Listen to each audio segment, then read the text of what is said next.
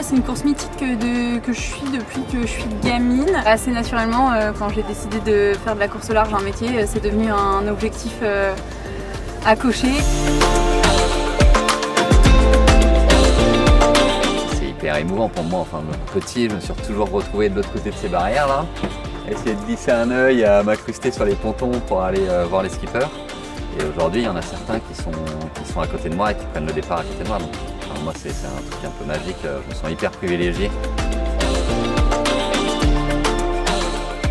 Moi, j'ai découvert la route du Rhum quand j'étais gamin en Guadeloupe. J'étais en 5e à l'époque et je séchais les cours pour aller voir les bateaux, rencontrer les skippers. J'ai suivi les arrivées de l'édition 90, notamment avec cette arrivée incroyable d'un des plus beaux bateaux de l'époque, qui était Pierre Ier avec Florence Artaud.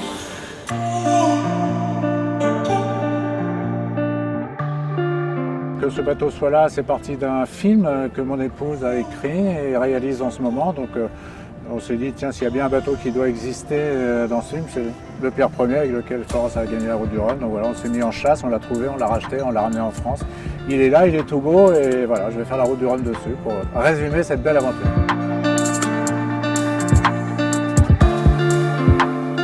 Les énergies renouvelables, elles sont cruciales parce que c'est ce qui nous permet de fournir l'énergie qui est indispensable aux pilotes automatiques, à la quille, aux télécommunications.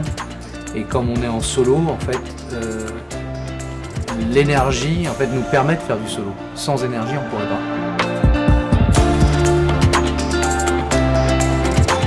La place des énergies renouvelables, elle a pris beaucoup d'importance dès le début de la construction du bateau.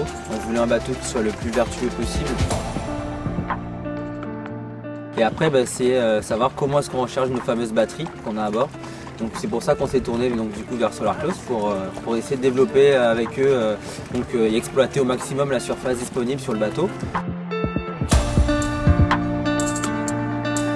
J'ai installé le solaire parce que dans certaines allures, l'éolien ne fonctionne plus et le solaire était le plus pertinent. Donc dans notre préparation, effectivement, il fallait concevoir et prévoir des emplacements pour chacune de ces sources d'énergie. À chaque fois, ce qu'on va chercher, c'est vraiment le petit ratio qu'on a dans notre petit tableau Excel, poids et watts, quoi. C'est ça qui nous intéresse. Et donc c'est vrai que SolarClose était dans les bons scores. En plus de ça, une facilité d'utilisation, de mise en place. Là, on peut intégrer les panneaux solaires sur des surfaces déjà existantes sur le bateau. Donc on n'a pas de support à rajouter, on doit peut-être adapter des choses. Mais là, en l'occurrence, je les ai mis sur les bâches aéro qui ont une vocation à optimiser la traînée du bateau. Et donc on avait plusieurs mètres carrés de disponibles pour pouvoir y poser les panneaux solaires. On a un peu innové en mettant aussi sur le mât, en disant que ça pouvait fonctionner aussi sur le mât à certaines allures. Et voilà, et d'ailleurs on était étonnés l'autre jour à quai de voir que les panneaux sur le mât chargeaient plus que ceux du pont.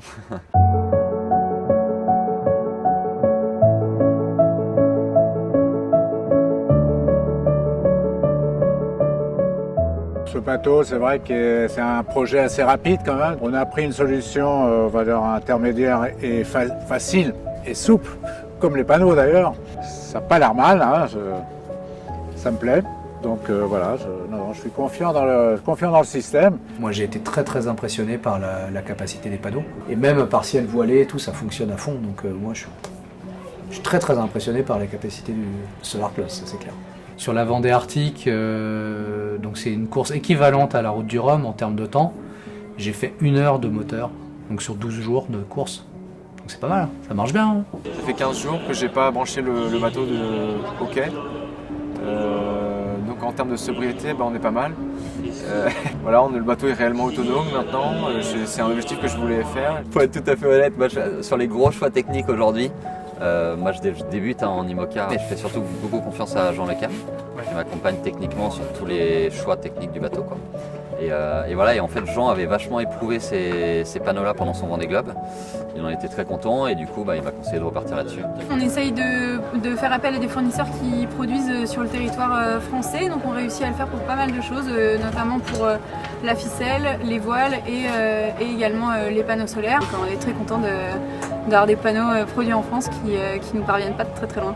Je suis convaincu du solaire depuis très longtemps. Sur le premier Vendée Globe que j'ai couru en 89, on avait inondé le bateau de panneaux solaires. Il faut en mettre partout. Surtout toutes les maisons devraient en avoir. Le jour où on aura toutes les maisons avec des panneaux solaires, on aura gagné. Bon, nous sommes porteurs de drapeau de ce solaire. Donc bon vent à votre société en tout cas.